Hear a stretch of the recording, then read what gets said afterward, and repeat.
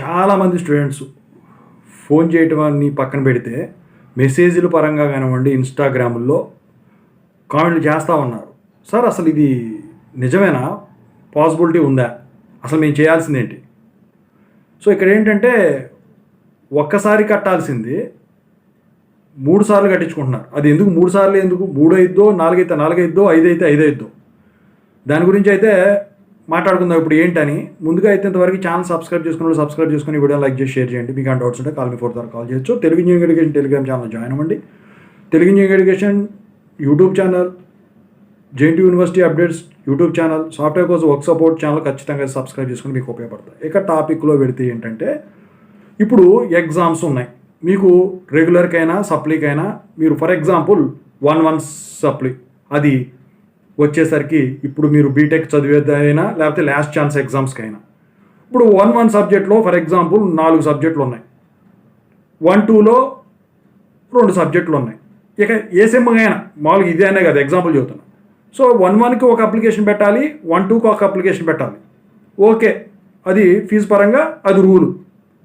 Time దాటిపోతుంది.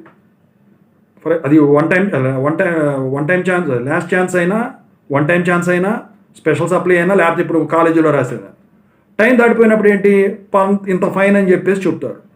అయితే ఇప్పుడు 1-1 దానికి 4 సబ్జెక్టులు ఉన్నాయి అనుకుందాం. ఫైన్ 1000 రూపాయలు అనుకున్నాం. 1000 రూపాయలు కట్టాలి. 1-2 దానికి సెపరేట్ అప్లికేషన్ పెడతారు కాబట్టి దానికి కూడా 1000 రూపాయలు కట్టాలి. కానీ ఇక్కడ కొంతమంది ఏం చేస్తున్నారు, కొన్ని కాలేజీ వాళ్ళు ఈ 1-1లో ఉన్న 4 సబ్జెక్టులకి ఒక్కో దానికి 1000 రూపాయల లెక్క ఫర్ ఎగ్జాంపుల్ అనుకుంటే 4కి 4000, 1-2 దానికి 2 సబ్జెక్టులు ఉంటే ఒక్కొక్క దానికి 1000 రూపాయల లెక్క, 2కి 2000. సో ఇలా ఛార్జ్ చేస్తున్నారు. మరి వాళ్ళు తెలిసి ఛార్జ్ చేస్తున్నారో లేకపోతే తెలియక ఛార్జ్ చేస్తున్నారో నాకైతే అర్థం కాలేదు. కానీ యూనివర్సిటీ రూల్స్ ప్రకారం అయితే ఒక అప్లికేషన్ పెట్టారంటే ఒకటే ఫైన్, 2 అప్లికేషన్ పెట్టారంటే 2 ఫైన్, ఒక అప్లికేషన్ పెట్టారంటే ఒకటే ఫీజు. అది సబ్జెక్టులను బట్టి వ్యారీ అవుతుంది, అది వేరు. 2 అప్లికేషన్లు పెట్టారంటే 2కి 2 ఫీజులు, అది సబ్జెక్టులను బట్టి వ్యారీ అవుతుంది. కొన్ని ఏమో లిమిట్ దాటిపోతే సబ్జెక్టులు ఫుల్ ఫీజు కట్టాలి, లేదు 1-2 అయితే దాని ఫీజును బట్టి ఉంటుందన్నమాట. సరే ఏంటి ఇంత పెద్ద మోసం చేస్తున్నారు ఏంటి అని చెప్పేసి వీళ్ళు అడుగుతూ ఉన్నారు.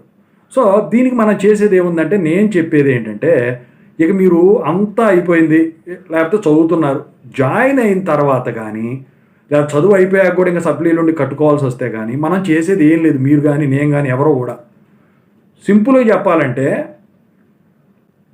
బురదలో కాలేసాక దాన్ని తీసి కడుక్కోవడం తప్ప వేరే మార్గమే లేదు. రెండోసారి అందులో కాలేయకుండా చూసుకోవాలి, జాగ్రత్త పడాలి. ఓకేనా? అంతేగాని ఇక అది చేయడానికి ఇది చేయడానికి కూడా ఏమీ ఉండదండి. సో నాకు తెలిసితే మీరు చెప్పినట్టయితే అది మోసం అన్నట్టే సింపుల్గా. సో ఓకేనా? సో ఇక మరి మీ దాంట్లో ఎంతమంది ఇది చేస్తున్నారో ఇలాగైనా చేసినట్టయితే ఎస్ అని కామెంట్ చేయండి, లేకపోతే నో అని కామెంట్ చేయండి.